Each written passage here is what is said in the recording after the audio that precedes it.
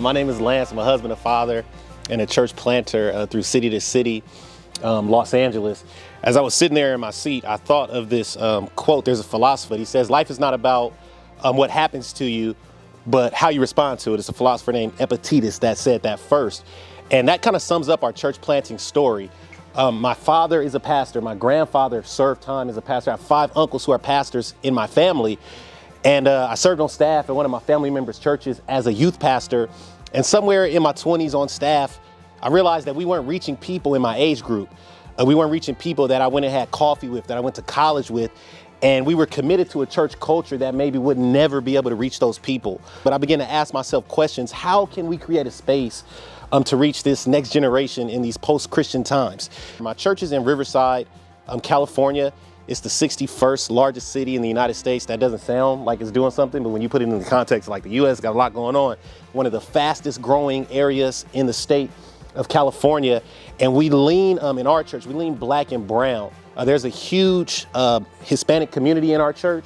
And what we decided to do, instead of just being homogenous, is try to reach our neighborhood.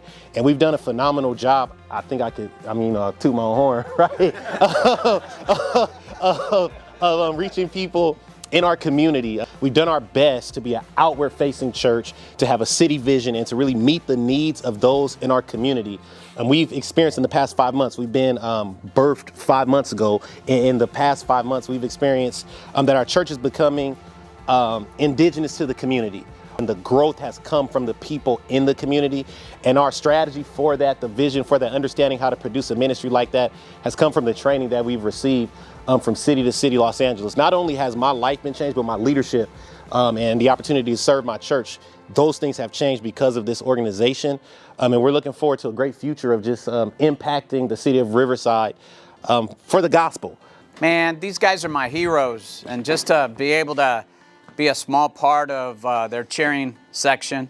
I feel like they're the ones out there boxing. I'm just in the corner, man, with some fresh water and a towel and encourage them. So I'm so grateful that you guys get to meet these awesome people. Tomorrow will be our 13th Sunday as a brand new church.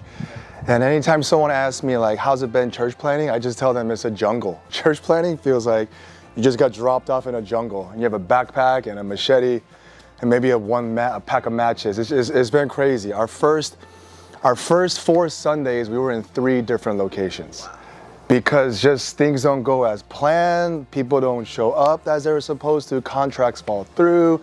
And we were in 2 different cities within the first 3 weeks because it's just emergency mode. Like, you got to find a place, got to find a location. But through that all, we've just seen God's grace and God's presence, God's nearness. I was just thinking as we were talking, I just looked at my phone. We've already had 50 first-time decisions to Christ in the last 13 weeks. People responding to the gospel. We're saying, hey, if it's your first time receiving Christ, would you just raise your hand? Man, just so many conversations just organically. One of the cool things that we have is ever since the 2nd week, someone in our church offers to buy lunch for the whole church. It just kind of started with this one mother, single mother. She's 59, she has 3 kids, and she's like, I just want to pay for lunch this Sunday. And then since then, it's just kicked off the last 12 weeks. We've had lunch, like 150 of us just sit randomly in tables, talking, eating. My personal desire is not to burn out, not to get so caught up in God's mission that I forget I'm in this for the long haul. My wife, we've been together for 10 years, married 6 years. These last 3 months, she's been looking at me saying, I'm living my dream, like with tears in her eyes. And she's never said that to me. Like, we've been together since we're 21, we're both 32. And she'll look at me like crying and saying, I'm living my dream. And then I'm like, what do you mean? She's like, I've always wanted to serve God. I've always wanted to reach people, but I've also always wanted to have a healthy family. She's a pastor's kid, a missionary's kid, and her family was always very unstable and shaky. And she would just look at me and said, honestly, when we were going to plant a church, I was so scared that I was going to lose you.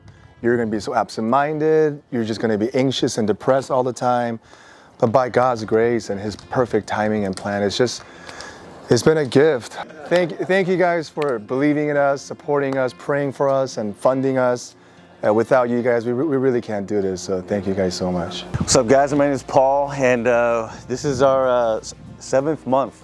We planted in June of 2021 in the city of Westminster, and You know, one thing I learned at City to City was we were studying the parable of the sower, right? Scattering the seeds. And when me and my wife first got called to plant a church, it was like right when we got shut down. And so what we started to do was, you know what, forget the building, forget all that. We just went right into the community. And one of the interesting about Westminster, it's like 80% Vietnamese people. And so Vietnamese have another strong culture. So us going in there and proclaiming the gospel, it is like a mission field.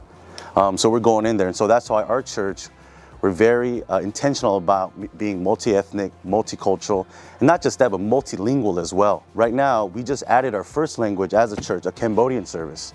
And so the Cambodian pastor is part of our staff. They have a Khmer service. We have an English service. We do 2 separate services, but we come together for fellowship and hospitality. This is where we make our connections. This is where people can see the gospel come together, because it's not about our face or our language or anything, is because of Jesus. And that's where we're together. And that's our whole team. We always make a joke. If it wasn't for Jesus, none of us would be friends.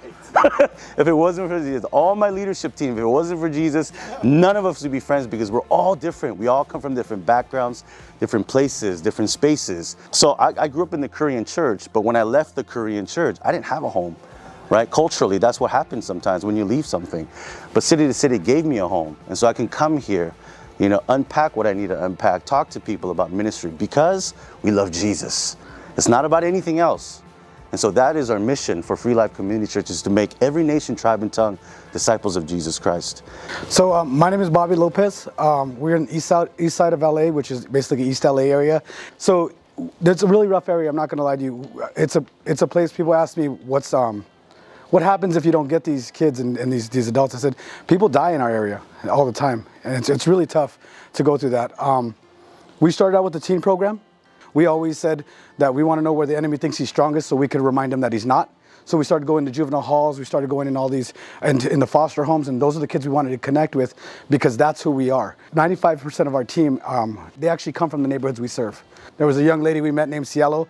When we walked in, she was 13 years old. We met her at church. She came out and hung out with us for a second. Turns out she was at a house that was raised with a lot of meth house and everything like that. She was one of the reasons we decided to plant the church, because we knew that as she grew up, she wasn't going anywhere else. And she was still developing in God, and she became an adult.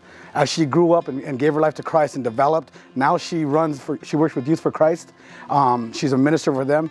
She actually helps run their conferences on Biola and everything like that. And this is a young girl who didn't have that in her life. So these are the kids that we're going after. I didn't want to go out there and just build a church to bring Christians in so we can have a rally every Sunday. I want to change lives. And so we've been able to do that. Dexter, Larry, and his team of leaders, and honestly, my friends doing the same thing that we're doing. When we get together, we're stronger, and we've been really blessed to be able to see that.